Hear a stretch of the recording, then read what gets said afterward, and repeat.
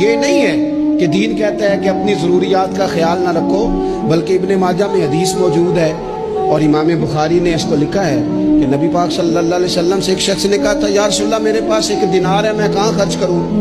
حضور نے خرچ کرنے کی ترتیب بتائی، فرمایا اسے اپنی ذات پر خرچ کر۔ عرض کی یا رسول اللہ صلی اللہ علیہ وسلم اگر میرے پاس 1 اور دینار بھی ہو؟ فرمایا اسے اپنی بیوی پر خرچ کر۔ کہ یا رسول اللہ اگر 1 اور دینار بھی ہو؟ فرمایا اپنی اولاد پر خرچ کر۔ یا رسول اللہ اگر 1 اور دینار بھی ہو؟ فرمایا خادم پر خرچ کر، اپنے غلام پر خرچ کر، اپنے ملازم پر خرچ کر۔ یا رسول اللہ اگر 1 اور بھی ہو؟